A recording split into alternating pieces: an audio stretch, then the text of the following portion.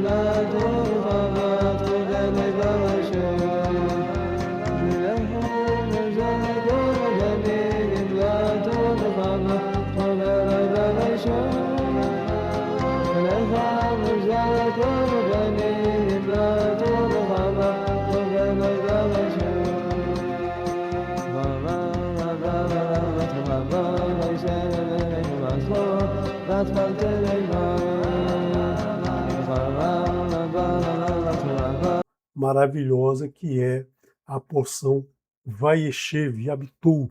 Então, nesse Shabat, abre o teu coração, se você não abriu ainda, abre o teu coração para o Eterno falar diretamente a Ele, né? E gostaria também de pedir ao Eterno que abençoe você, tua casa, tua família, toda a tua parentela neste Shabat e em todos os dias da tua vida.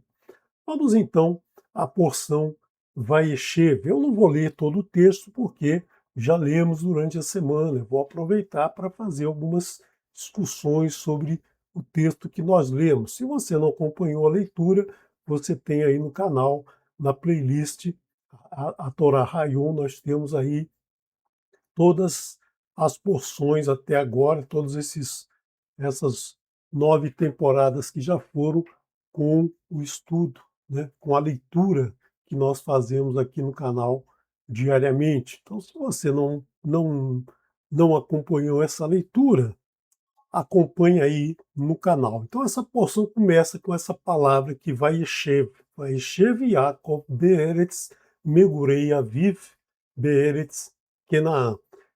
E habitou Jacob na terra de peregrinações de seu pai, na terra de Canaã, seu pai Isaac. A palavra habitou, ela aparece muitas vezes, ela já apareceu, né? Apareceu já desde da porção Lech Lechá. Abraão habitou, Isaac habitou, Esav habitou, e agora Yaakov habitou. E o que quer dizer habitar, né? Habitar, Yeshev, que muitas vezes é traduzido de forma correta como "e viveu", como se ele vivesse naquela terra, mas aqui nós temos um sentido muito maior quando a gente percebe, né? A gente percebe no texto que o Eterno diz que esses personagens, esses nossos patriarcas viveram nessas terras, mas não só viveram, eles habitaram nessa. O que quer dizer habitar num lugar? Não é a mesma coisa que viver ali. Eu habito aqui no Rio de Janeiro, moro aqui no Rio de Janeiro, vivo aqui no Rio de Janeiro, mas aqui o sentido é um pouco mais profundo, né, do que somente ter um CEP, uma residência, um endereço, um código postal aí para você localizar a casa de alguém. Quando a gente viu lá que Abraham habitou em Manre, né, na porção Ler Lerai, depois na porção Raiei Sará, o que aconteceu ali na porção Raiei Sará? Ele foi procurar lá na, na região, quando Sara morreu, ele foi procurar lá com os Bnei Het, né, os filhos de Het, ele foi lá procurar um lugar para sepultar, né, sepultar a sua mulher Sara, que tinha acabado de falecer.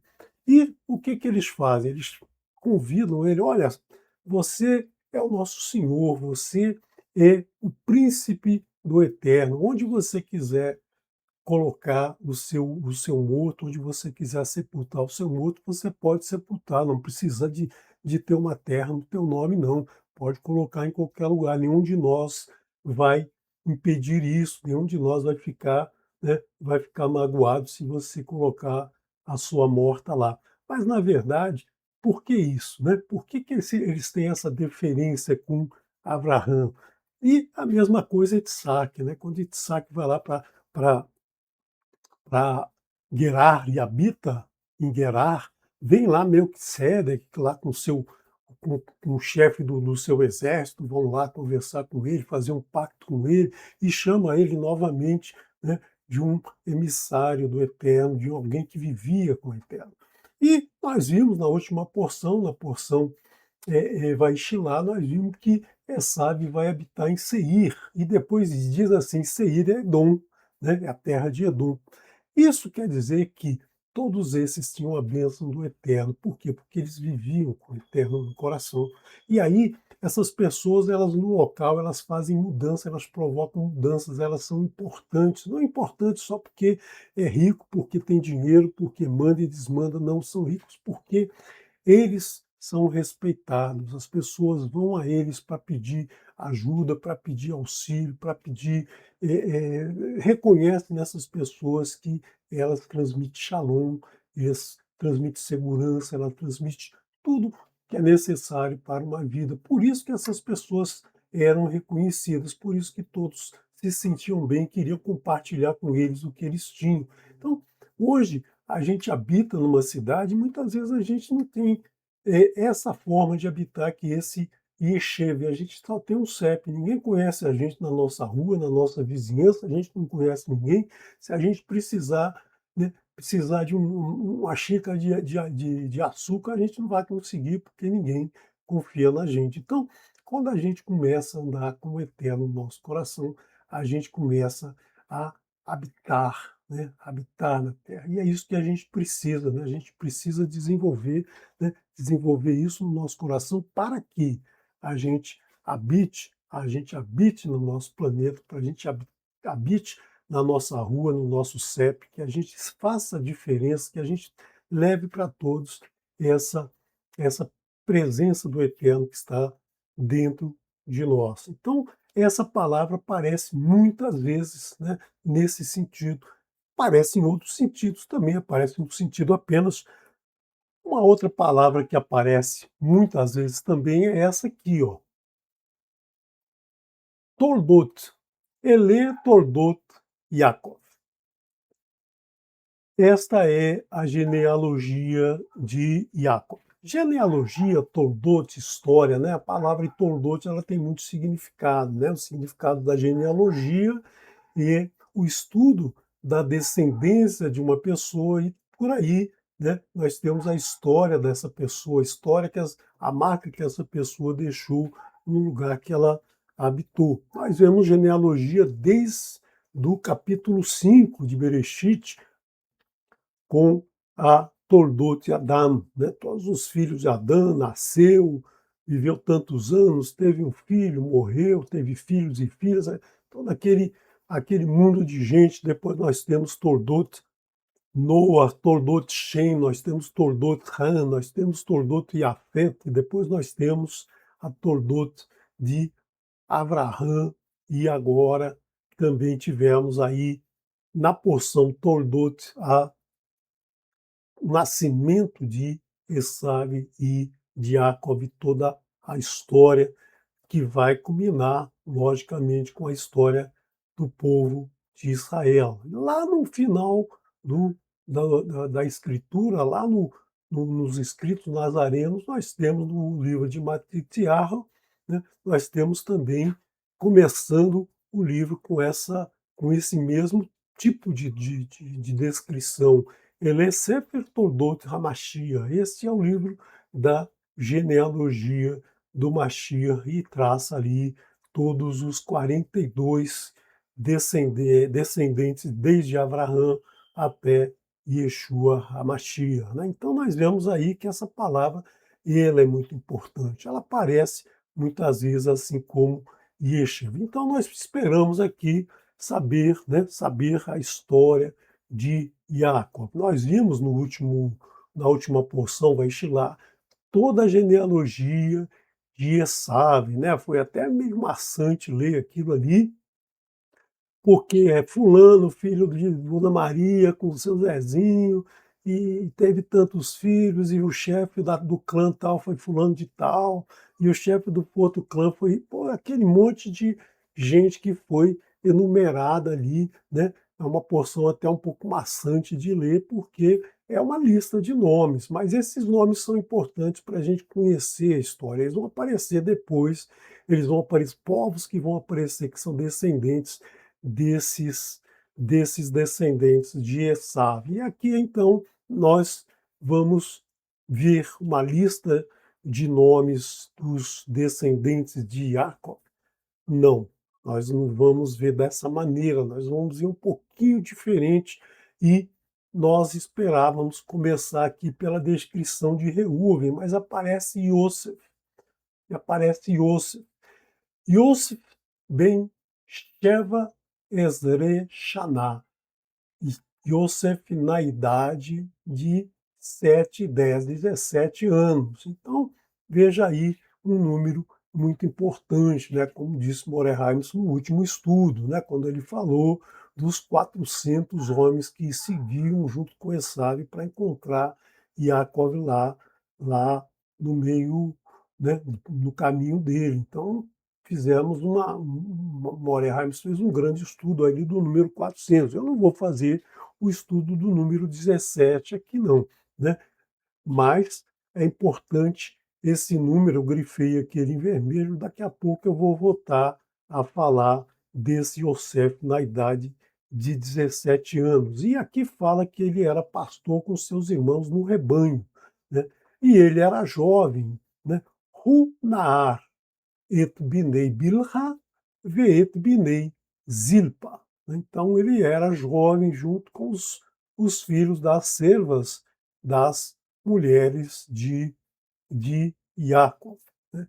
E o que ele fazia? Ele levava palavras de Var de Bar, de Batã, né? De Batã, ele levava palavras de calúnia, raá, calúnia, né? Ruim, palavra de calúnia ruim para o pai dos meninos que brincavam com ele. Mas por que ele fazia isso? É isso que eu quero trazer para vocês hoje, um pouquinho dessa discussão. Tentaremos traçar aí um perfil desses jovens, né? Desses jovens todos, para tentar entender por que eles agiram como eles agiram nessa porção. Você já conhece a porção, você já estudou nos anos anteriores.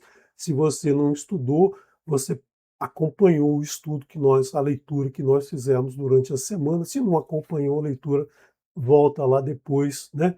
depois do Shiuri e houve, né, houve essa leitura que é muito interessante a gente acompanhar essa leitura, acompanhar esse texto, porque esse texto vai marcar muito a história essa história de Jacob, a história de Israel.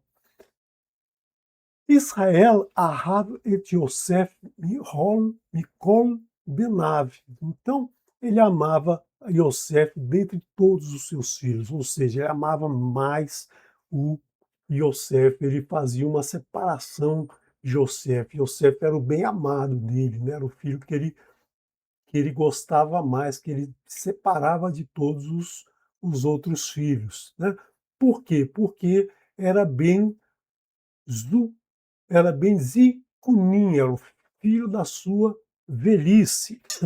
Por que que era o filho da velhice, né? Nós vamos ver que Jacob foi para lá, para aquela terra, trabalhou muitos anos, passou a ter aquele monte de filhos, só lá no finalzinho nasce Yosef, né? Yosef, filho de Rahel, ele já tinha ali 91 anos de idade quando nasce Yosef. E aí ele resolve voltar para sua terra e Lavan conversa com Lavan não deixa, então ele fala, bom, mas agora então eu vou trabalhar para minha família. Ele já tinha uma família, ele já tinha 10 filhos, né? Ele já tinha aquele mundaréu de filhos, então como é que ele agora que ele vai trabalhar pela sua família? Porque agora que ele vê a responsabilidade de cuidar do seu herdeiro primogênito, que ele classifica como primogênito. Então você vê aí que existe, né, existe motivo e circunstância para esses irmãos tratarem Yosef de forma diferente. E mais, ele faz para esse menino um quetonete passim, um quetonete. Passim é aquele quetonete de mangas compridas. Ele distinguia o filho entre os irmãos.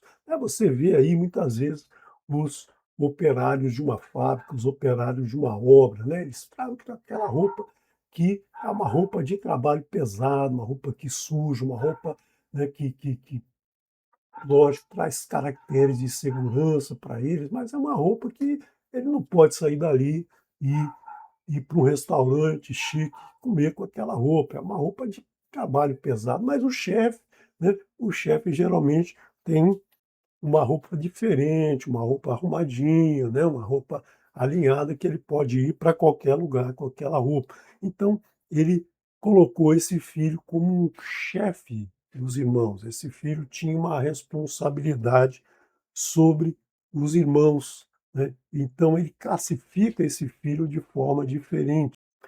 Isso não quer dizer que somente o filho mais velho pode gerenciar, né, pode gerenciar os outros, não é isso, mas ele tinha um problema com os irmãos. Na verdade, ele não, né? Os irmãos tinham um problema muito sério com ele. Os irmãos não o aceitavam. Por isso, né, os irmãos não aceitariam ser comandados por ele. Nós vamos ver por que que isso acontece.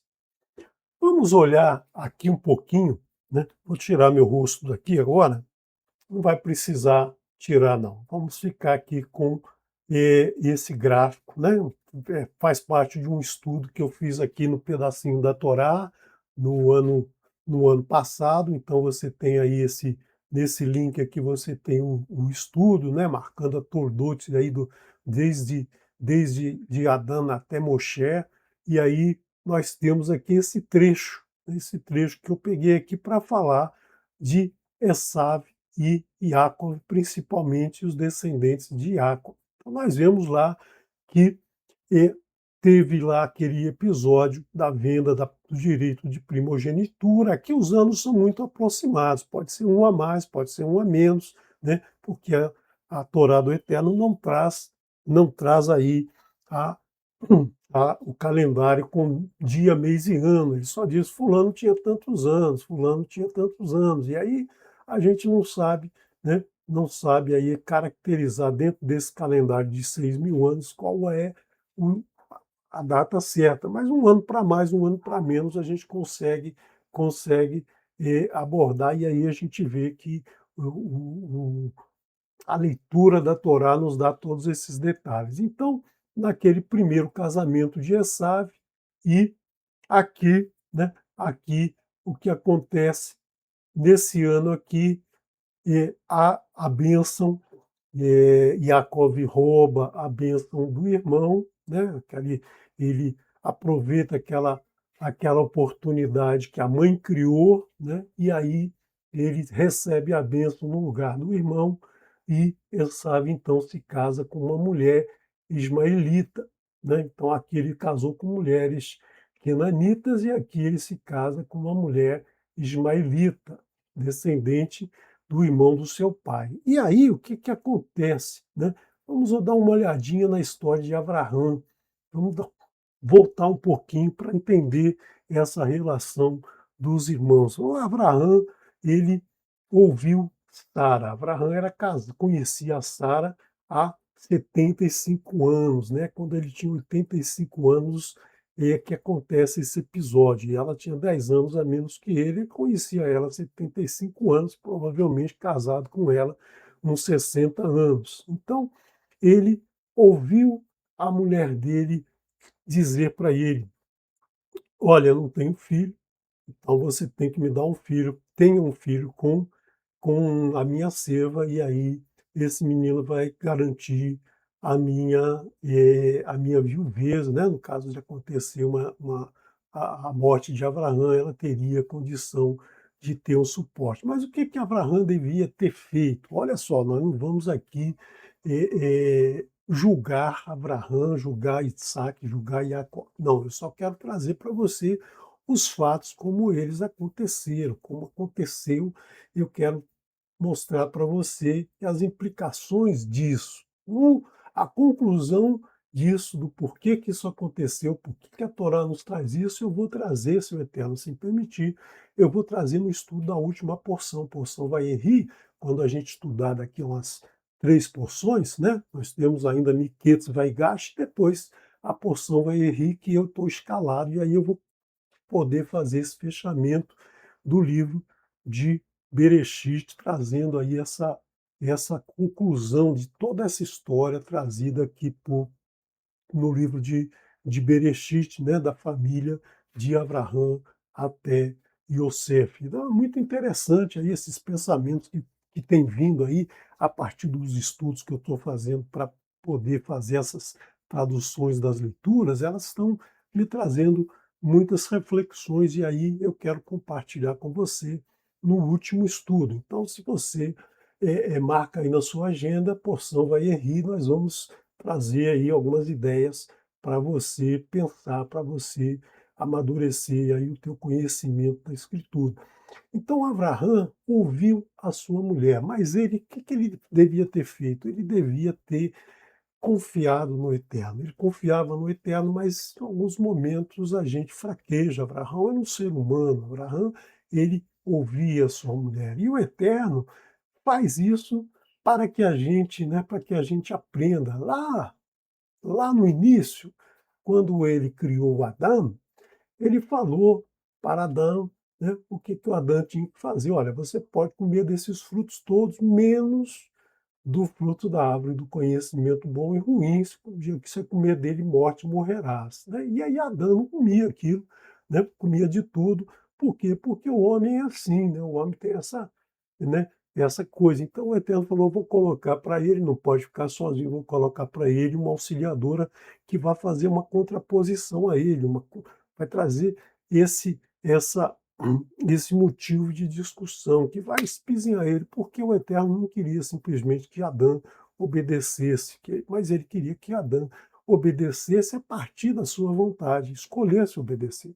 Que é isso que o Eterno quer. Se ele quisesse que a gente obedecesse ele pura e simplesmente, ele teria feito assim, né? E aí não estaríamos obedecendo, não por nossa escolha, mas porque ele nos fez assim.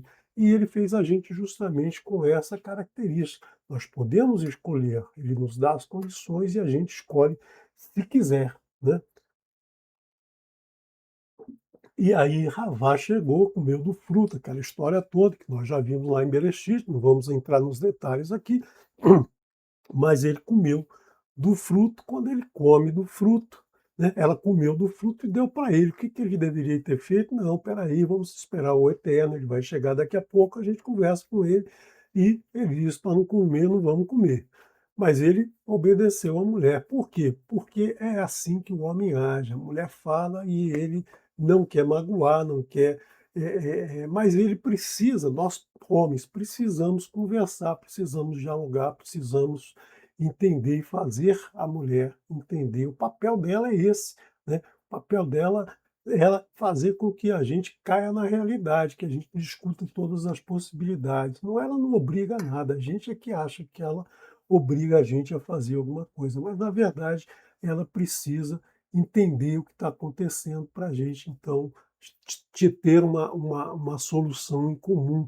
Abraão fez a mesma coisa. O que, que ele fez? Ele ouviu a mulher, se deitou com Agar, teve o filho de Agar, e aí esse menino nascendo, ele é um descendente de Abraão, era o primogênito de Abraão.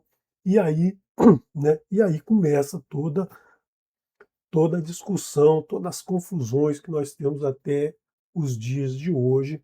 Por quê? Porque Abraão teve Ismael e depois teve Isaque, e Isaque foi o seu bem-amado, o seu primogênito, né? Então, e o Eterno até chama a atenção dele, né? O Eterno chama a atenção de Abraão, tenta trazer Abraão para a realidade, mas, né, mas de uma forma sutil. Quando ele manda Abraão levar o seu filho, o seu único filho, o filho que mais amas, a Isaac, até o Monte Moriá, né, ele deveria ter falado, não, peraí, Eterno, eu tenho dois, né? Eu tenho dois e o primogênito é Ismael. Qual dos dois eu levo? Né? Se o Eterno diria quem levava, mas ele já dá preferência a Isaac, ele já separa Ismael, manda Ismael embora com um saco de água, lá um odre de água e um pãozinho para comer na estrada. O Eterno apareceu e não permitiu que ele morresse no deserto. Por quê? Porque era um descendente de Abraão e não poderia ser abandonado, né? Até os dias de hoje ele está aí, ele está presente. Por quê? Porque houve um erro lá de Abraão. Novamente, eu quero salientar que eu não estou julgando Abraão, só estou aqui colocando a a realidade como ela aconteceu, né? Abraão teve esse deslize entre esses dois filhos. E não é só isso, né? Isaac teve Esav e Jacó. E novamente nós temos aí uma preferência. Isaac preferiu Esav, deu preferência a Esav. Por quê? Porque Esav tinha, né, tinha, como foi dito lá, tinha a caça na boca. Ele falava bem, ele tinha lá a sua forma de contar suas histórias, né? Tinha toda aquela forma de convencer as pessoas, era um cara mais charmoso, era um cara mais do campo, e Yaakov era um sujeito íntegro que vivia lá, né? Que vivia lá dentro das tendas, não saía muito, cuidava lá das suas coisas e não se preocupava muito com fazer, né? Fazer essa festinha que Esaú fazia com Isaac. Isaac, então, preteriu o Jacob, assim como Abraão preteriu Ismael. E depois, Abraão, quando Isaac se casa, Abraão já viúvo, ele casa-se com Queturá e tem aqui mais 6 filhos. E esses 6 filhos ele manda embora também, manda embora sem nada. Um presentinho lá, uma muda de roupa para você, um cabritinho para você outro, um carneirinho para aquele ali, né? E todo mundo vai embora. E aí nós temos esses cidadãos aqui que estão marcados em vermelhos que vão ser inimigos de Iaco até os dias de hoje. São inimigos de Etsaque, porque são irmãos, mas são inimigos da descendência de Etsaque, que vem através de Iaco. Edom, né, Esabe, se casa com o Oholiabe, aqui nesse segundo, com esse segundo casamento, desculpe, não é o Oliave, é nora dele. Ele se casa aqui com a filha de Ismael, né? Ele se casa com a filha de Ismael e aí nós temos uma mistura aqui. Então, esses povos que vêm daqui, apesar deles terem algumas inimizades, eles têm muita amizade. Eles se unem contra esse e esse, logicamente. Eles se unem contra esse porque eles têm uma ligação forte aqui. Eles se desentendem muito entre eles, mas na hora do vamos ver, eles têm a eles têm como inimigo comum Itsaque. E aí, daqui vem Amaleque, né? Amaleque que atacou Moshe lá quando ele está caminhando no deserto. Então, nós vemos aqui que Amaleque é descendente de Esav. E nós temos que Midian é um outro inimigo de Itsaque. Então, você vê que por uma decisão de Abraão de patrocinar esse filho, ele arrumou inimizade para esse filho por toda a vida, até os dias de hoje. Porque olha só o que, que acontece quando um pai educa filhos, né, dando preferência para um ou para outro. O filho nunca vai ficar contra o pai, o filho nunca vai odiar o pai, o filho odeia o seu irmão. Lembra de Caim e Revel? Caim estava lá no campo, falou assim: pô, vou levar, né, vou levar aí um produto da terra para o eterno, né? Revela, fala: poxa, vou fazer a mesma coisa, leva. E o eterno, né, o eterno para testar faz o quê? Dá preferência a, né, dá preferência a a ao que revela o Eivor, né. Então, quando ele dá essa preferência, o que que acontece? O que que nós vimos lá atrás? Caim não ficou bravo com o Eterno, né. Caim ficou chateado, mas não ficou bravo com o Eterno. Ele se volta contra o irmão, se levanta e mata o irmão, né. Por que isso? Porque ele passa a ter ciúmes do irmão, ele passa a ter ódio do irmão, e o irmão não tinha problema nenhum, não tinha feito nada de errado, ele simplesmente estava ali, levou o que ele achava que tinha que levar. Mas o que que aconteceu? Caim não se revoltou contra o Eterno, se revoltou contra o irmão e lançou aquela célebre frase que diz tudo, né? Sou eu o guardador do meu irmão? É, realmente você é o guardador do teu irmão, nós somos o guardador do nosso irmão. E aqui, né, e aqui nós temos a mesma coisa. Todos esses aqui, né, amam Abraão. Se você for olhar hoje, todo mundo, seja ismaelita, seja midianita, seja edomita, seja itzaquezita, aí não sei como é que chama, israelita, digamos aqui, todos eles amam Abraão, né? Ibrahim, Abraão, todos eles amam Abraão, mas se odeiam entre si e odeiam principalmente os descendentes de Jacó, né? Por quê? Porque eles nunca vão deixar de amar Abraão. E é isso que nós temos que entender, é isso que a Torá nos ensina, é isso que o livro de Bereshit nos ensina, que nós vamos discutir um pouquinho mais na última porção, né? Que que a gente precisa aprender com isso? Mas vamos voltar aqui então a Yaakov, né? Yaakov estava aqui, saiu fugido do irmão e aqui nós temos ainda Achurim, né? Nesses 7 anos, ele encontrou Raquel, apaixonou por Rachel, e aí a proposta, né? Trabalha para mim trabalha para mim de graça pelo dote de Rachel, e ele trabalha lá, e ele está lá todos os dias, né? Todos os dias trabalhando, todos os dias produzindo, mas logicamente ele está vendo Rachel, está conversando com ela, almoçam junto, trocam risadas, né? Não era como hoje, que logo que se conhece já parte para os finalmente, era aquele namoro de longe e tal. Depois de 7 anos que ele vai ter a sua mulher, né? Ele vai ter a sua mulher e é enganado pelo sogro e por Léia, né? Porque Léia estava lá na tenda, o cara chegou, entrou lá meio bêbado, escuro, não está enxergando nada, se deita com ela, o que que ela deveria ter feito? Opa, peraí, eu não sou Raquel, eu sou Léia, você está no lugar errado. Mas ela aproveitou, né? Relaxou e já que já que lá está, deixe que lá esteja. Então fique aí, vamos continuar daqui para frente, né?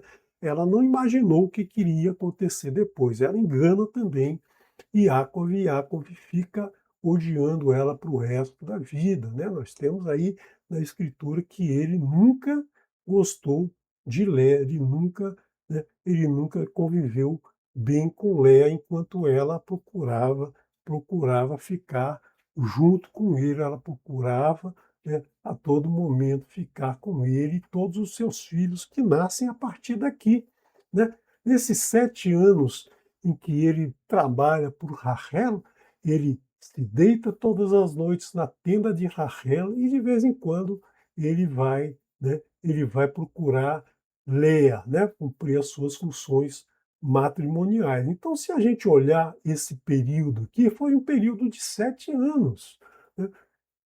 Leia não engravidou daquela primeira noite, mas provavelmente não foi muito tempo depois, 2 meses ali, ela começou a ter filho, porque em 7 anos ela teve 7 filhos, né? 6 filhos e uma filha. E nós temos aqui esses 10 meninos e essa menina nascendo nesse período. Então eu fiz aqui uma aproximação de como poderia ter sido esse nascimento, os anos de nascimento de cada um, né? Reuven o primeiro, Shimon, e nós vamos até Zevulun, o décimo, e quando nasce Yosef é o último ano. E nesse último ano, quando nasce Yosef, Yaakov fala: vou embora para minha casa, vou embora para a terra dos meus ancestrais, porque é lá que eu vou constituir a minha família. A família dele já era grande demais, já era uma família de peso, mas ele agora que considera que ele tem uma família. Por quê? Você acredita que ele teve contato com esses meninos? Acho que esses meninos nasciam nem viu o pai. Por quê? O pai de dia cuidava das ovelhas no campo, as ovelhas de Lavã. E de noite ele cuidava daquela ovelhinha que estava lá na tenda. Rahel é ovelha, né? Então ele cuidava daquela ovelha e de vez em quando ele tinha contato com Léa e com as concubinas, né? As servas, né? Não gosto desse nome concubina não, mas ele tinha contato com a serva. E você vê aqui que Léa ficava grávida praticamente todo o tempo, né? Ela ficava grávida, tinha um filho, 2 meses de resguardo e já partia para o próximo, né? Então, ela praticamente, nesses 7 anos, para ter 7 filhos, provavelmente aí, o tempo todo, grávida o tempo todo, Yaakov não procurava por ela, né? Não cumpria, não tinha como, né? A mulher estava grávida lá e ele se afastava e usava lá, ficava lá com Rahel, né, até ter Iosef. Então, o pai abandonou esses meninos todos aqui, ó. O pai não dava a menor atenção para esses meninos todos aqui, para esses 10 aqui. Ele só trabalhava e cuidava das ovelhas de dia e da ovelha de noite. O negócio dele era esse. Então, ele não tinha muito contato com esses meninos, e esses meninos cresceram assim, achando que pai era isso, né? Pai era pai, trabalhava e não tinha que dar atenção para eles se interagiam entre eles e não tinha a interação com o pai. Mas quando nasce Yosef, a coisa muda. Agora eu vou cuidar da minha família, agora eu vou ganhar dinheiro para minha família. E aí, certamente, ele andava com esse menino para todo lado, no colo, no pescoço, né? Brincava no chão, sentava no chão com esse menino, e os outros começaram a perceber. E os outros vão então fazer o quê? Ah, eu vou odiar meu pai porque ele não gosta de mim? Não, odiaram Yosef. Yosef foi quem roubou o pai deles. Yosef foi o merecedor de atenção do pai. O pai amava mais Yosef do que os outros. Então isso fez crescer neles esse ranço, esse ódio do irmão. O irmão não fez nada de errado, ele só nasceu, né? Ele não fez nada de errado, mas esses meninos tinham aqui, né? Tinham aqui essa diferença de idade. Reuven tinha 7 anos a mais que Yosef. Era uma criança ainda quando Yosef nasceu. Não tinha compreensão de que esse menino, né? Esse menino, quando o casal já tem filho grande, 15, 18 anos, e nasce lá um um um menino, uma criança, depois uma raspa do tacho, como a gente diz, né, fica tudo bem, mas quando nasce logo na infância e tem um tratamento diferente, as crianças sentem. Esses meninos aqui, esses 10 devem ter feito muito bullying com com Yosef, devem ter aprontado muito, devem ter feito todo tipo de bullying com ele, todo todo toda a malcriação que eles podiam fazer com esse menino, e o que que ele fazia? Ia lá reclamar com o pai, né.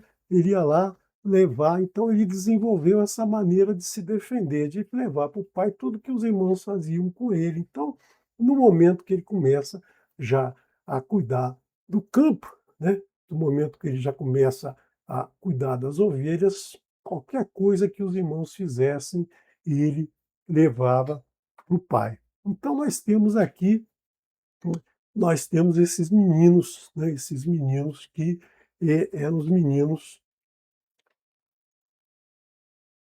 que conviviam com Yosef, mas que odiavam Yosef. Eles odiavam Yosef, e Yosef estava naquela idade de 17 anos, né. 17 anos é uma idade, você que já teve 17 anos, ou que vai ter ainda, se você é menor disso, ou se você tem filhos, ou se você tem netos, você sabe que essa idade nós não estamos ainda muito formados, nós não somos maduros ainda, né? Nós não somos mais crianças, mas nós não temos a responsabilidade do adulto. Nós achamos que nós mandamos no mundo, que tudo acontece por nossa vontade, a gente quer mudar tudo, os pais não entendem o que a gente fala, os pais não são, né, não têm conhecimento. Hoje o mundo é diferente, hoje por quê? Porque nessa idade ele não é mais aquela criança, mas ele não é o adulto que vai precisar, né, que vai precisar ganhar a vida com o seu suor. Então, nessa idade, né, nessa idade ele ainda, os irmãos tinham 1, 2 anos a mais que ele, Reuven 7 anos, os irmãos eram muito diferentes dele, então ele se achava, ele contava história, ele entregava os irmãos, ele fazia tudo para se defender, mas ao mesmo tempo ele não tinha responsabilidade nenhuma com nada, né. Então, os irmãos odiaram mais a ele, por quê? Porque o pai amava mais a ele. Então, os irmãos perceberam isso desde que ele nasceu, durante todos aqueles 6 anos que eles ficaram, né, ficaram vivendo em Padã, né, Padã Arã, criando lá a sua fortuna. E aí, né, Iosef sonhou um sonho e falou para os irmãos: "Ó, não foi um sonho para ele naquele momento, um sonho profético, ele não tinha ideia de que esse sonho ia se realizar. Para ele era simplesmente aquele sonho de um garoto de 17 anos que acha que vai ser dono do mundo, acha que vai dominar o mundo, que vai fazer e acontecer e que nada vai impedi-lo e que ele é melhor que todo mundo, né. Essa é a ideia que a gente tem na cidade, né, até os 20 anos o ser humano, o homem é assim desde sempre, né. Então, os irmãos fizeram o quê? Acrescentaram ódio a ele. É legal a escritura quando você vê no hebraico, né, porque Yosef é acrescentar, é somar, é número, né, tem a ver com número, e aí o Eterno usa essas palavras, né. O humor do Eterno é muito fino, né, é um humor, assim, fantástico nas palavras. A gente percebe aqui, ó, Yosef, Yosfu. Yosifu é acrescentar, Yosef é acrescentar. Que me acrescente mais um, Elohim, que me acrescente mais um filho. Foi o que a mãe falou. E aqui o Eterno podia ter usado outra palavra, mas ele usou a mesma palavra. Veja que você precisa, então, acompanhar, né, acompanhar o hebraico para poder pegar esses detalhezinhos, essa finesse, né, que você tem aqui no estudo na língua original. E aí ele vai conta os sonhos para os irmãos, né? Esse negócio de contar sonhos é muito ruim, né? É muito perigoso. Não conte seus sonhos para qualquer um, não conte seus sonhos para ninguém, não conte vantagem por causa do seu sonho. Pensa neles, medita sobre eles.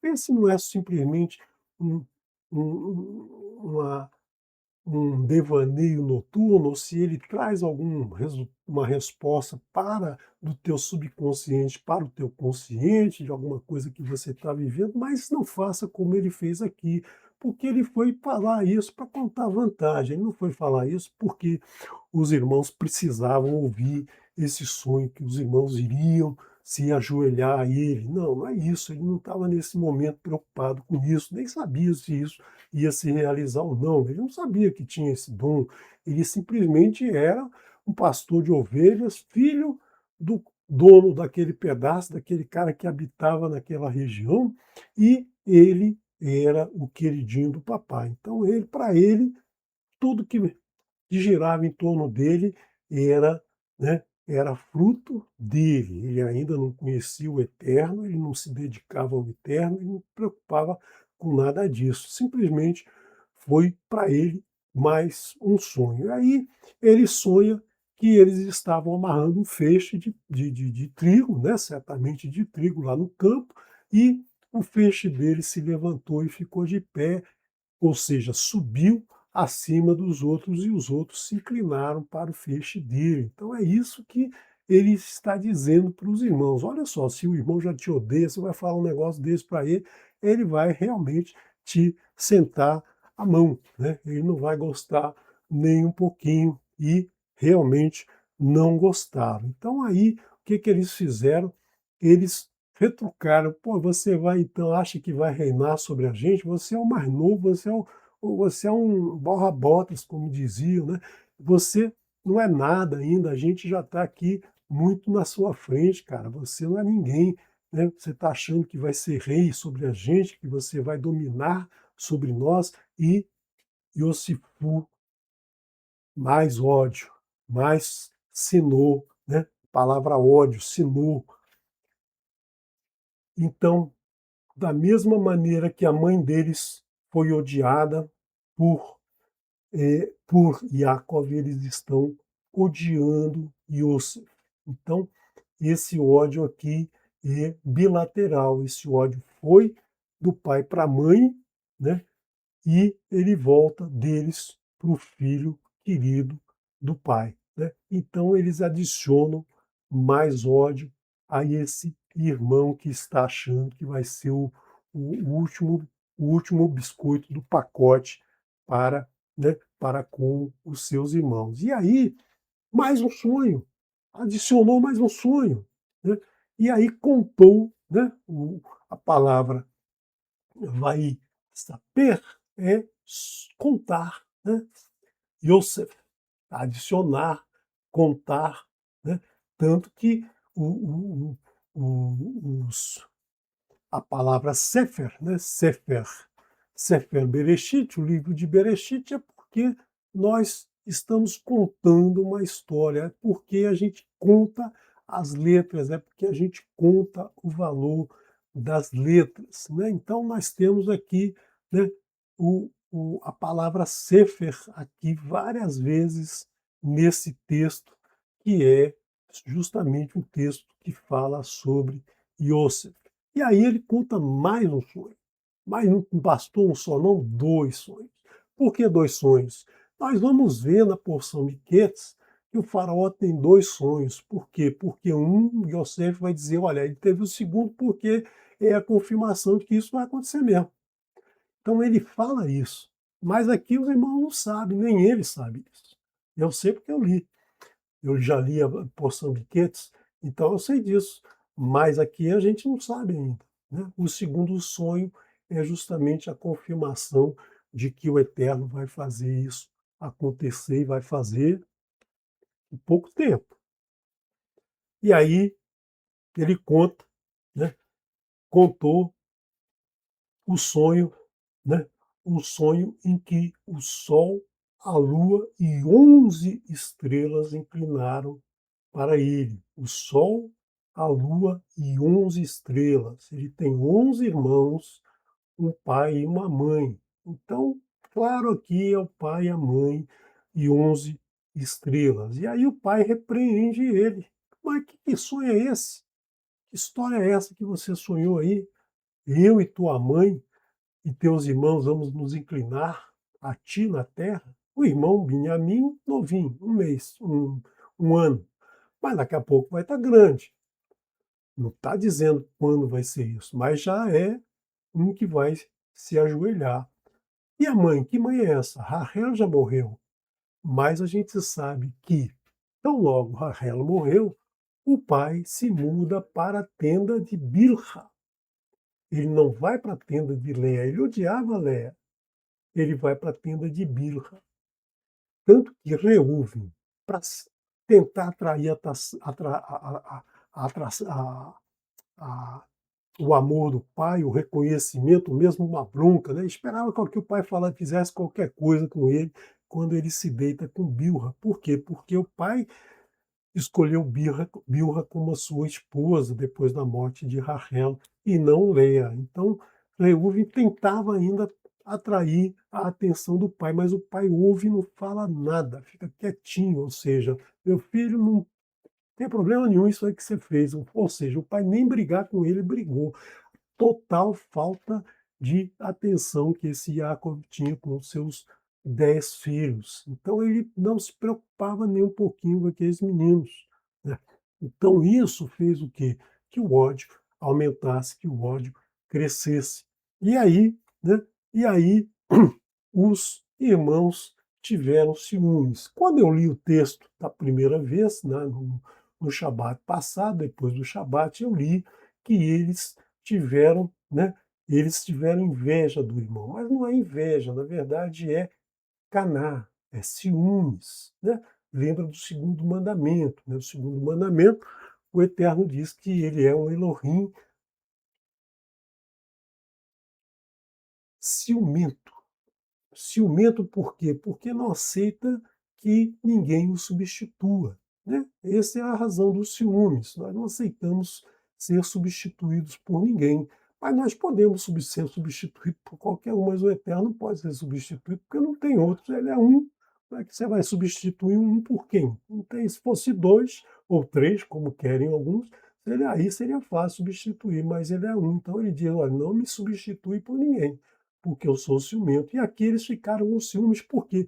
Porque o pai guardou a palavra de Yosef. Não repreendeu, mas ficou pensando naquele assunto, ficou pensando que isso pode ser que venha a acontecer, pode ser que seja alguma coisa que vai acontecer mais lá na frente. E aí, os irmãos foram pastorear o rebanho do pai em Shechem. Certamente estava faltando água ali, não chovia e não chove com frequência nessa terra, né? Recentemente, agora, umas 2, 3 semanas atrás, o povo estava em festa lá porque choveu em Israel depois de muito tempo, né? Então, quando chove lá, imagina a festa que é, porque é quente, é seco, de dia é frio e seco à noite, então é difícil mesmo. Então, eles vão pastorear o rebanho, vão mais para a região mais próxima da nascente do Iardém. Pode ser que lá tenha mais água, mas olha só, em vez de ficar, né, ficar por ali, o que, que eles fazem? Eles querem se afastar desse irmão e vão para um lugar que eles foram jurados de morte. Tem um ano que os irmãos Shimon e Levi assassinaram as pessoas ali, assassinaram os homens, pilharam as casas, e eles tiveram que sair de lá, porque senão iam morrer todos. O povo ia contra eles, só não foi porque o Eterno impediu isso. Nós vimos lá na, né, naquele momento, como disse o Moré Heimson, né, em que Diná fica quieta, não fala nada, não participa, não reclama, né, mas naquele momento eles poderiam ser todos mortos. E eles vão para lá, e eles vão para aquele lugar, para aquele mesmo lugar.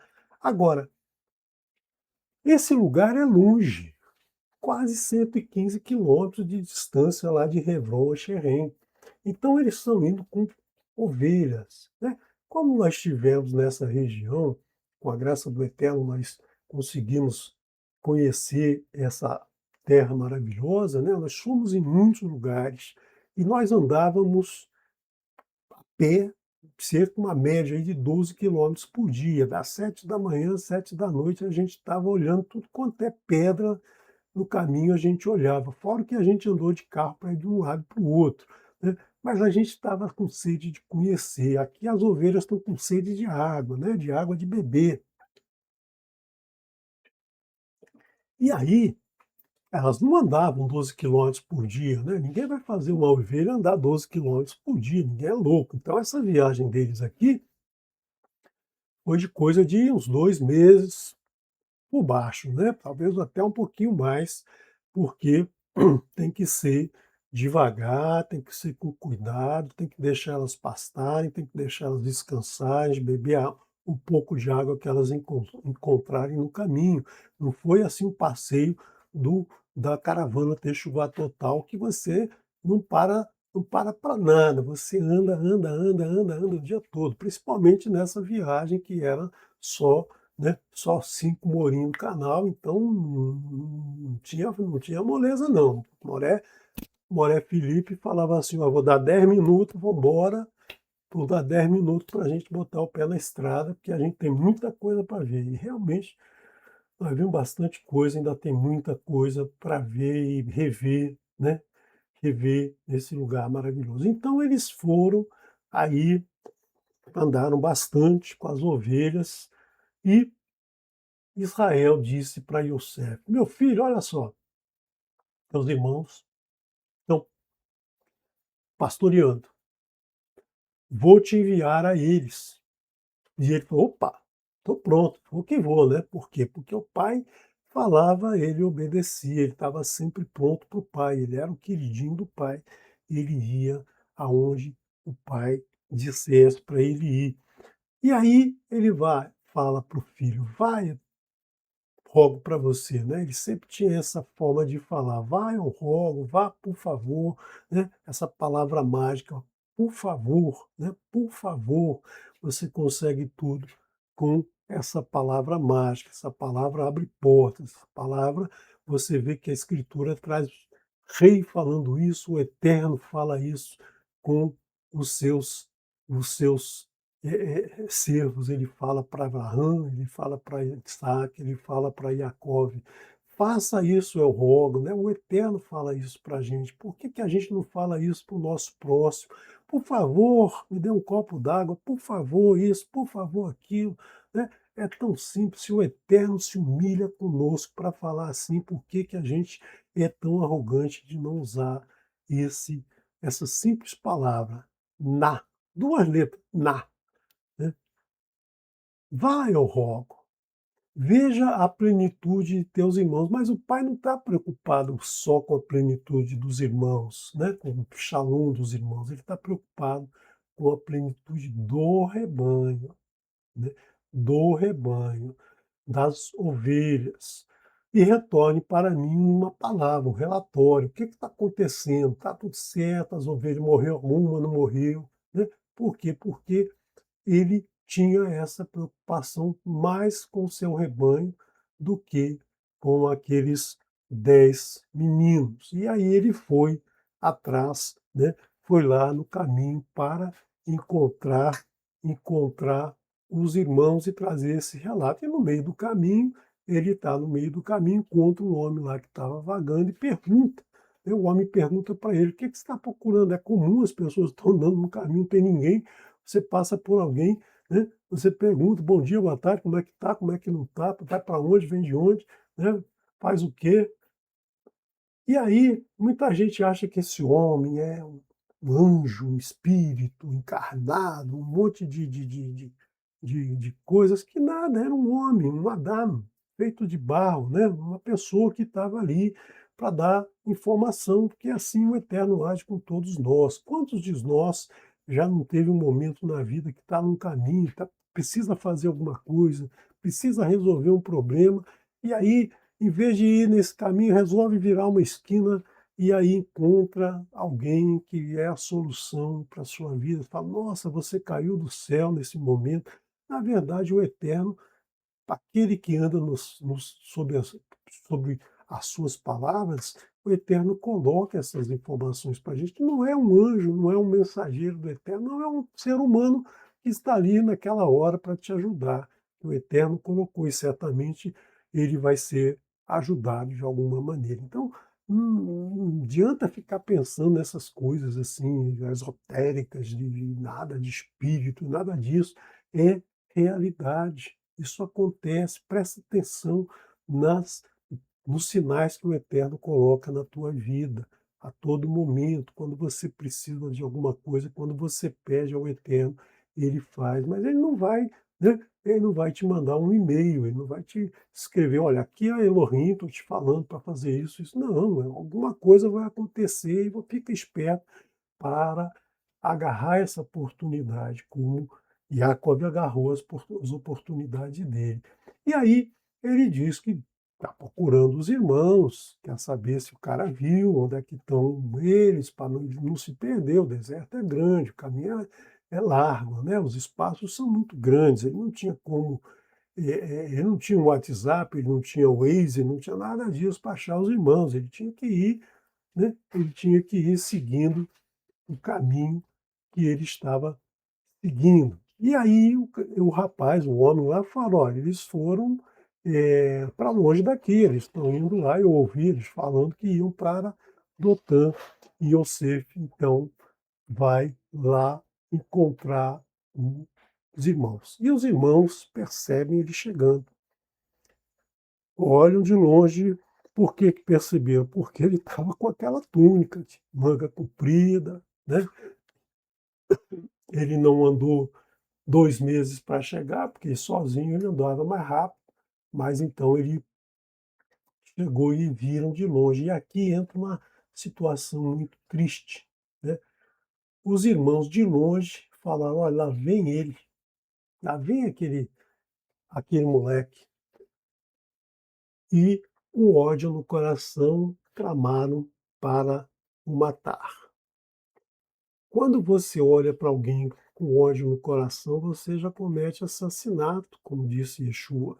Se você olha para alguém com ódio no coração, você já está assassinando. Não precisa nem executar, mas o desejo de matar, né, o desejo de matar já causa né, em você essa esse transtorno que a gente carrega, essa mágoa que depois a gente não sabe por que que a gente está amargurado, porque esse desejo libera dentro de nós essas substâncias químicas que vão alterar a nossa mente, o nosso coração. Então, evita isso na sua vida. Não tenha esse desejo. Por quê? Porque eles aqui, né, eles estão em grupo. E o grupo é muito perigoso, porque se um deseja matar, é ruim. Mas se ele está no meio do grupo e começa a levantar isso, e os outros estão na mesma sintonia, todos eles podem cometer um ato insano desse, que é o que acontece aqui, né?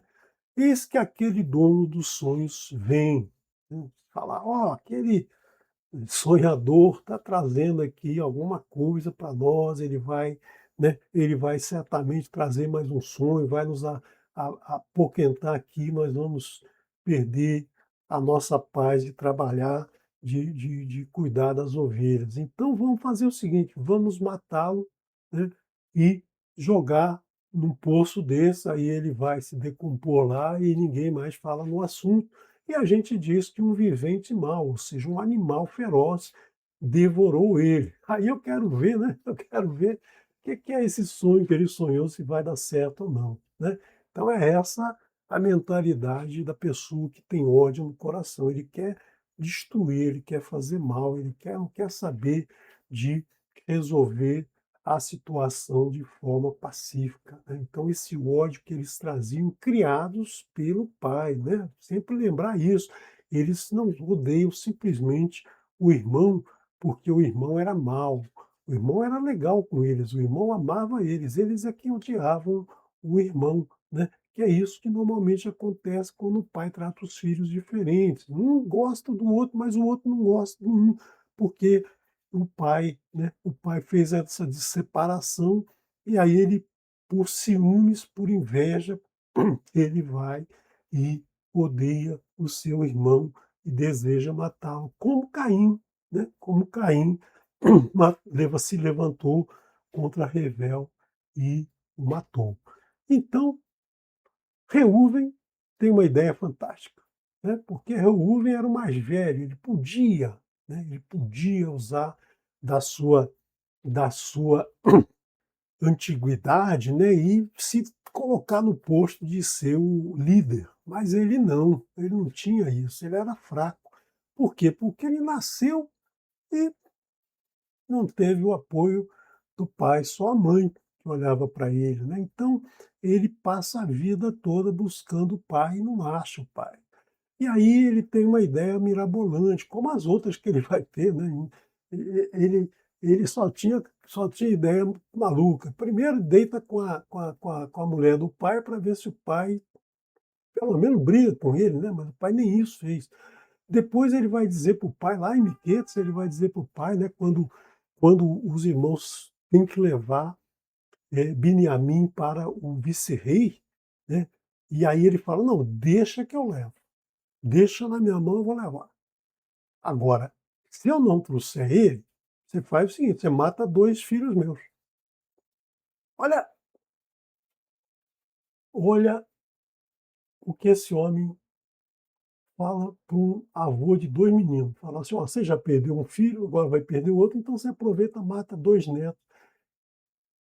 Insano, totalmente proposta descabida. E aqui ele faz isso, ó, não vamos ferir uma alma, não vamos matar ele não. Vamos colocar ele nesse poço aqui, que esse poço está seco, né? E deixa ele aí dentro. Por quê? Aí ele vai dar um jeito de sair, é problema dele, a gente continua o nosso caminho e a gente não tem sangue nas mãos. Mas quando você odeia no coração, você já tem sangue nas mãos, né? Nosso mestre Yeshua ensina isso. Por quê? Porque ele certamente se lembra muito bem dessa história, né? Esse ódio aqui que vai fazer com que eles tramem assassinar o irmão. Porque o que ele pensou? Bom, eu jogo ele lá dentro, o pessoal vai sair com os bichos daqui, vai seguir com a manada, eu venho, né, sem ninguém perceber, tiro meu irmão daí, levo ele para o meu pai e mostro para o meu pai, ó, eu salvei ele. Aí, provavelmente, o pai ia olhar para ele com mais carinho, com mais atenção, né? Que era tudo que ele queria, a atenção do pai, que não tinha. Então, essa era a trama dele. Ele não está preocupado em salvar o irmão, ele está preocupado em atrair a atenção do pai dele, né? Então, ele faz essa tramóia e não fala para ninguém, lógico, porque, né? Porque ele ia sair de bonzinho nisso. Então, as histórias dele, as tramas dele, são sempre, né, são sempre histórias ruins. Ele é inconstante como a água, é aquele cara que você não pode confiar, uma hora está para cima, outra hora está para baixo, e ele, então, aqui, ele vai fazer essa tramóia. Mas aí, né, aí eles despem o irmão certamente vai se debater, vai tentar argumentar, vai chorar, nossa, mas ele já passava por muitos bullying durante toda a sua vida. Então, certamente no início ele não percebeu até que ele caiu em si, viu que agora era mais sério, né? A situação era mais séria. Lá na porção Miquetes, na próxima semana, nós vamos ver, né, que o próprio Reuven fala para os irmãos: eu falei para a gente não matar o menino, para a gente não fazer nada contra o menino. E aí tudo isso está acontecendo com a gente porque ele reclamou, ele pediu, ele implorou por perdão e a gente não perdoou ele, a gente não fez nada por ele, a gente então abandonou ele, né? Naquele momento eles não vão saber ainda que estavam falando justamente com Yosef, mas aqui, né, aqui eles fazem de tudo para se desfazer do irmão. Tiram a túnica dele, deixam ele lá só com as roupas íntimas e descem ele no poço. E não jogaram ele no poço porque o poço não é raso, né? O poço desse não tem 1 metro, 2 metros, o poço é fundo, tem, sei lá, 10 metros, 12 metros de profundidade. e ninguém ia jogar ninguém, porque vai cair lá, vai morrer, vai quebrar as pernas, alguma coisa vai acontecer. Desceram certamente com uma corda, botaram ele lá embaixo. Muita gente diz que esse poço aí tinha escorpião, tinha cobra. Não tinha não, porque se tivesse um escorpião lá, acabou a história de Yosef aqui, né, porque o escorpião deu uma picada nele e ele nunca mais sai dali não, né. Ele nunca mais é tirado desse poço com vida, ele vai morrer. Então o poço não tinha nada, o poço não tinha nem água, né, quanto mais alguma coisa. Então, Yosef desce um poço escuro, um poço sem água, né, o poço não tinha água nele, o poço está vazio, o poço está seco, não tinha água nem para beber, certamente nem jogaram água lá para ele beber, um um uma canequinha aqui da Teixuá Total para beber água. Nem isso ele tinha, então ele cai naquele poço, é abandonado, naquele poço, chorando, sofrendo, amargurado contra os irmãos. E pensando em toda a sua vida, passando ali na sua cabeça toda a sua vida, né, todos os seus sonhos, todas as suas relações com a sua irmã Diná, com o filho de Diná, que certamente já nasceu, né, com seu irmão Benjamim, que só tem 1 ano de idade, com seu pai, que tem 90 e tantos anos de idade, né, agora com mais de 100 anos de idade, na verdade, né, já se passaram 17 anos, o pai dele tem 106 anos, é muita idade para o velhinho lá, e ele aqui, perdido, abandonado, sem saber o que será de amanhã, né, o que será o amanhã dele. E aí eles se sentam para comer. Ah, que gracinha! Eles se sentam para comer, por quê? Para eles está tudo resolvido. E o irmão lá, com fome, com sede, com frio, porque no deserto, nesses momentos à noite, sei lá que horas que eram, mas provavelmente dentro de um poço, de dia ou de noite, é frio, né? Pouco calor que chega ali do sol, né? O deserto é assim, você está no sol quente, você chega num buraco, numa caverna gelado, frio, né? Então, eles estavam lá comendo, e aí passa uma caravana de ismaelitas, ismaelitas que faziam lá o comércio, entre levavam as coisas de um lugar para o outro, na rota que vinha lá levando material para a para o Egito, para Mitzrayim. Então levavam lá bálsamos, resina aromática, os camelos lá carregados de coisas. Então, olha só, Yehudá tem uma ideia. O que a gente ganha matando o nosso irmão e escondendo seu sangue, né? A Caim fez a mesma coisa, matou o irmão, escondeu o sangue, mas o sangue grita da terra. O sangue, o Eterno sabe que um foi morto, sabe que alguém foi assassinado. E ele fala aí, qual o espólio, o que a gente ganha com isso? Não vamos ganhar nada. Vamos fazer o seguinte,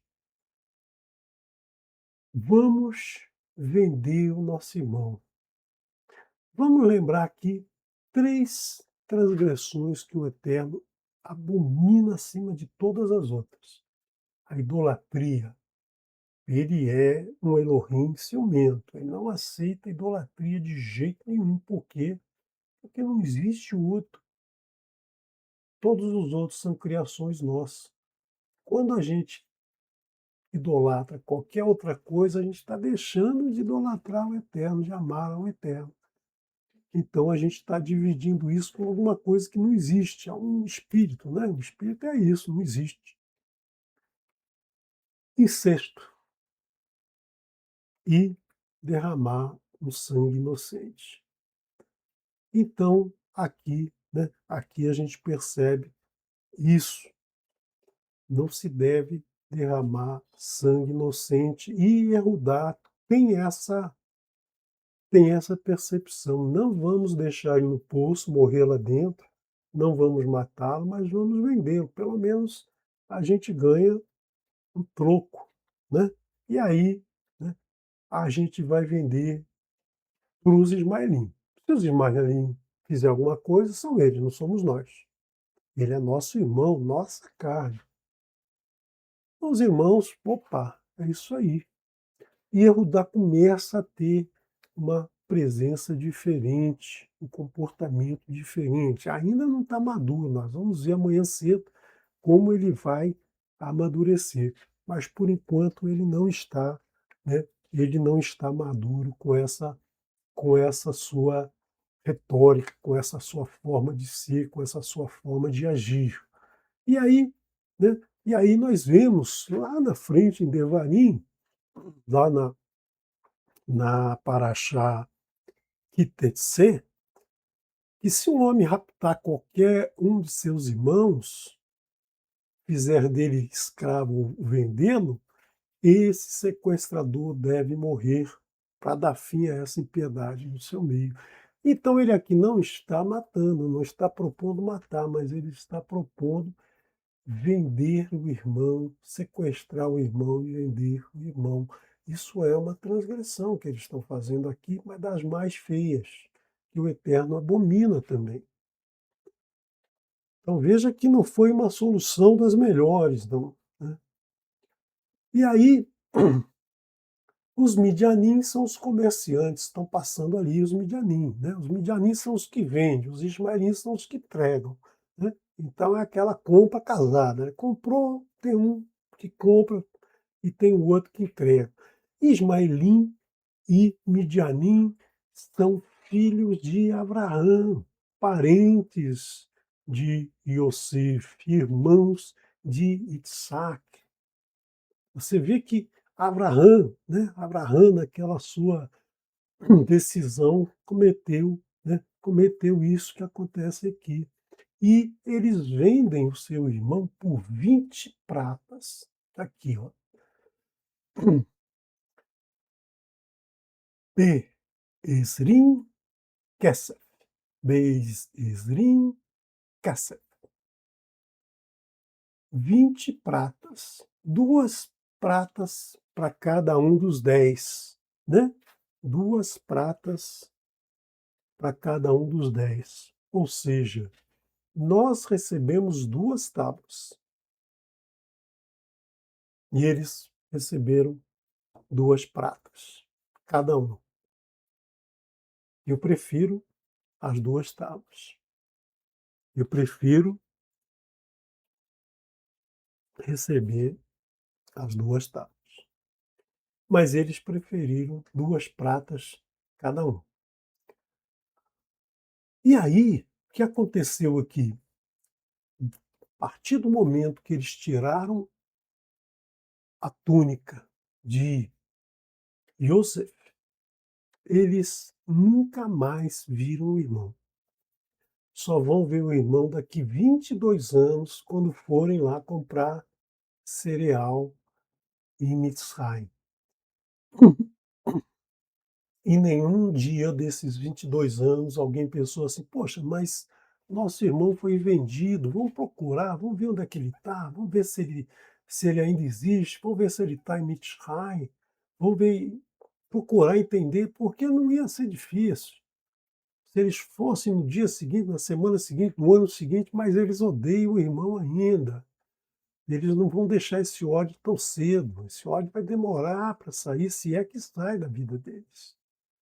Então, eles não vão atrás do irmão. Eles não vão procurar o irmão, não querem nem saber do irmão. Nesse momento que eles tiraram a roupa do irmão e botaram ele no poço, zerou, passaram uma régua ali. Não tem mais contato com esse irmão.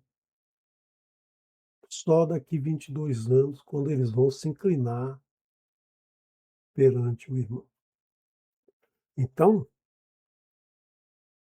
foi uma decisão ruim, foi péssima. Mas a causa vem lá de Abraão. A causa vem de Isaac, a causa vem de Jacó. Tratar um filho de forma diferente dos outros. está um melhor do que os outros, vai atrair o ódio dos outros sobre aquele, não só contra o pai. O pai pode ser terrível, mau, mas o filho, na maioria, na grande maioria das vezes, vai amar o pai e vai odiar seu irmão. Sou eu o guardador do meu irmão? Essa é a resposta que não quer calar. É essa a resposta que nós precisamos responder. E aí, Reuven, opa, vou resolver. Ele, nesse momento, ele devia estar lá, né? Devia estar lá no turno dele de cuidar das ovelhas, devia estar longe. Aí ele volta, opa, vou lá no poço, cadê o menino? Não tem mais menino nenhum. Rasgou a sua roupa, desespero, luto, né? Alguma coisa aconteceu. E aí se deu mal, né? Agora, o plano dele de ajudar o irmão para angariar o amor do pai desapareceu, não tem mais. Agora ele está torrado do mesmo jeito que ele estava antes, né? Então, ele devia ter feito diferente, teve a oportunidade de fazer diferente, não fez. Estava aí na frente dele a bênção e a maldição, e aí ele escolheu a maldição, o caminho mais fácil. Mas o caminho mais fácil é a bênção. Espera aí, não vamos fazer nada com o menino, vamos dar um susto nele, vamos contar uma história ruim. E aí amanhã ele volta lá para casa, vai se resolver com o nosso pai e a gente continua a nossa caminhada aqui. E vamos tocando a vida. No momento ele vai cair na real. Mas não, vamos jogar no poço. Nunca é a melhor solução escolher esse caminho. E aí, bom, tem que trazer uma prova, né? Aqui, meu filho foi lá e vocês não trazem ele, cadê ele? Né? Não, ele morreu. Mas como é que ele morreu? Degolaram um cabrito. Lembra do cabrito? Lembra do cabrito que Rivka falou para Jacob? Vá lá no rebanho, toma 2 cabritos filhotes e bons e eu farei uma comida saborosa para o teu pai conforme ama. Aqui nós temos um cabrito. Amanhã cedo nós vamos ver o segundo cabrito. Hoje nós temos um cabrito aqui, né? Um cabrito que vai ser imolado, vão pegar o seu sangue e sujar a túnica como se fosse um animal, um vivente mau que tivesse comido, né? Destroçado Yosef. Porque o sangue do cabrito, quando ele seca na roupa, ele é muito parecido com o sangue humano, né? Você não, logicamente, não ia ali avaliar, analisar com microscópio, nada disso, né? Mas só na textura, na aparência, dava para achar que era o sangue do, de um ser humano, o sangue de Iosif. E levam, né? E levam a túnica lá para o pai, para Jacob, né? Voltam lá, mais 2 meses voltando, com os carneiros lá, com os cabritos, com o rebanho, mais 2 meses voltando, aqueles 100 e tantos quilômetros que eles andaram. E Yehudá fala para o pai, os irmãos falam para o pai, juntamente com Yehudá. Isto encontramos. Reconheces, eu rogo, a túnica do teu filho? É ou não é? Lógico, só que ele vai reconhecer, só ele tinha essa túnica. Então, só ele tinha essa túnica de mangas compridas, aí o pai vai se sentir mal, né? Porque eu mandei ele ir sozinho, ele foi no meio do caminho, foi destroçado por uma fera, um animal selvagem, um bicho qualquer lá, pegou ele e matou. Então, eles aqui se isentam de qualquer culpa. Mas os 10 têm essa culpa no coração, têm essa culpa na sua mente. Na sua fronte, nas suas ações, está a culpa por isso que eles estão fazendo com o pai. Fizeram com o irmão e agora com o pai. a túnica de meu filho. Um vivente mau, um animal, uma besta fera, o comeu, despedaçou. Despedaçado está Yosef, está morto. Morreu no campo, morreu no deserto. Na verdade, no deserto. E aí ficou amargurado, triste, já com 100 e tantos anos de idade nas costas, 106 anos de idade nas costas, seu filho querido, seu filho, o único que amas, Yosef, né? Foi imolado da mesma maneira que ia ser imolado Isaac, o único que amas, como disse o Eterno para Abraão. Leva teu único filho, o único que amas, Isaac, ao Moriá. E aqui foi Yosef, o único que Yaakov amava de todos os 11, né? Porque Benjamim ainda não dá para saber o que ele vai ser na vida, o que ele vai ser amado ou não. É muito pequenininho ainda. Levantaram-se todos os seus filhos e todas as suas filhas. Que filhas? Ele só tinha uma filha. Isso quer dizer o quê? Que talvez Reuven, Shimon, Levi e algum outro deles já tivesse casado, já tivesse uma esposa, já tivesse aí constituído família. E Yehudá não, porque nós vamos ver que no capítulo 38 vai falar sobre a história de Yehudá. Toldot e Yehudá vai ser amanhã cedo, se o Eterno se permitir, nós vamos trazer a história de Yehudá, uma história também repleta, né, repleta de maravilhas. Então, o pai não quer consolo nesse momento, porque o seu filho bem amado, o seu bem amado, morreu. Então ele diz que vai descer em luto à sepultura, Sheol. Sheol é sepultura, não é inferno. Não existe inferno. A Escritura não tem inferno em lugar nenhum. E jurou por ele, o seu pai. E os midianim, comerciantes, fizeram o quê? Venderam Yosef para o Egito, para Mitzrayim, para Potifar, o oficial do faraó, o chefe da guarda do faraó.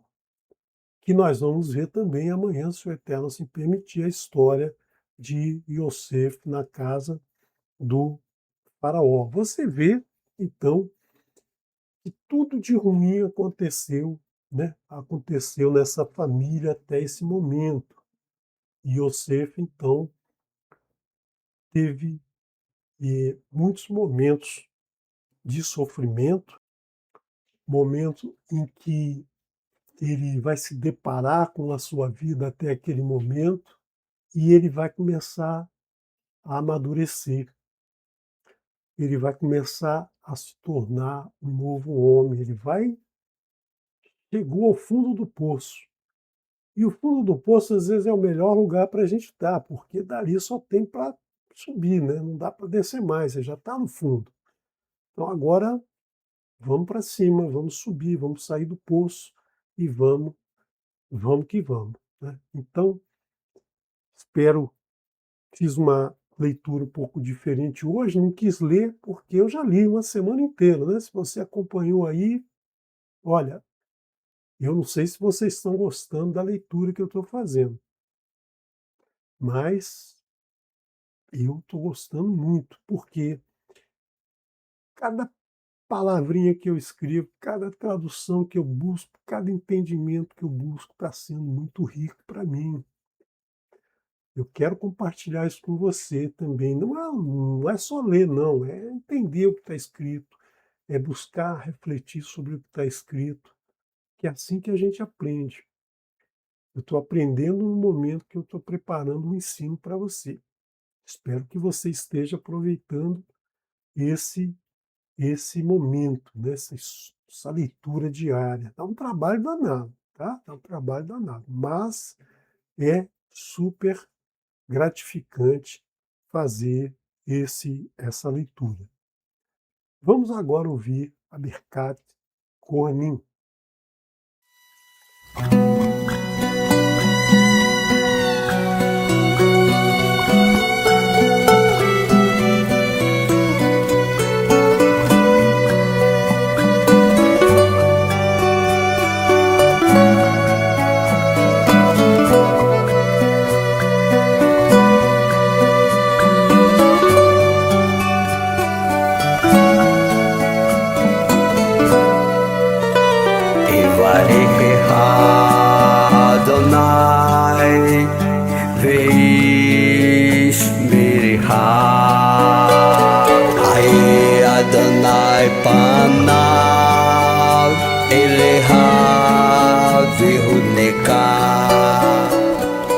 וישא אדוני פניו אליה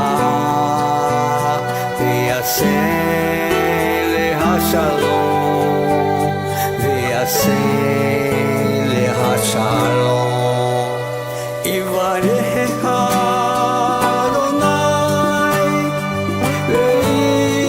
וישמרך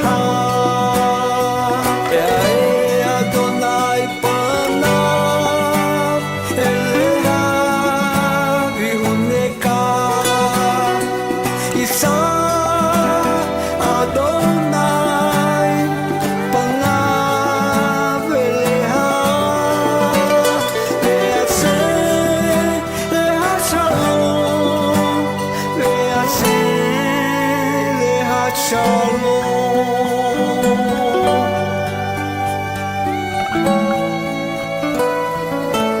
ברוך השם.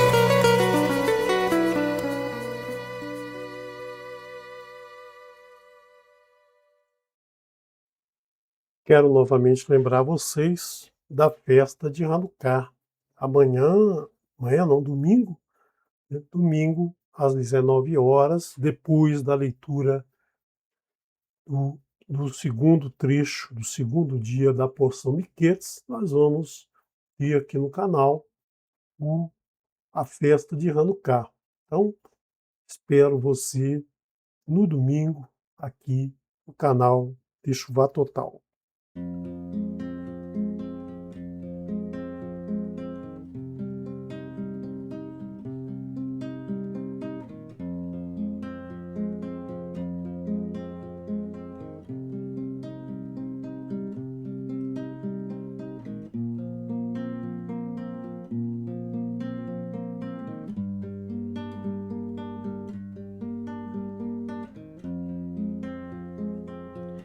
אלוהים יחננו ויברכנו, יאר פניו איתנו, סלע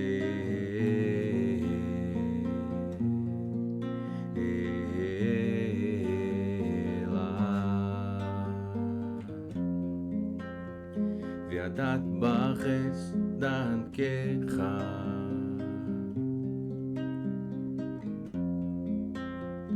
בכל גוי ישועתך יודו חכמים אלוהים יודו חכמים כולם ישמחו עננינו לאומי כי תשפוט עמי מישור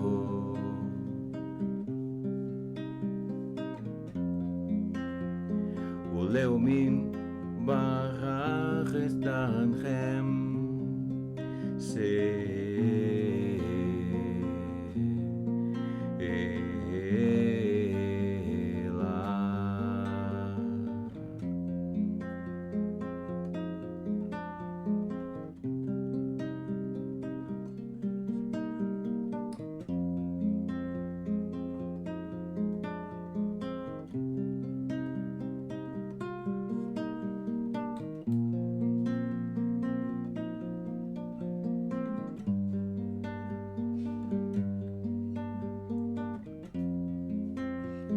יודו חכמים אלוהים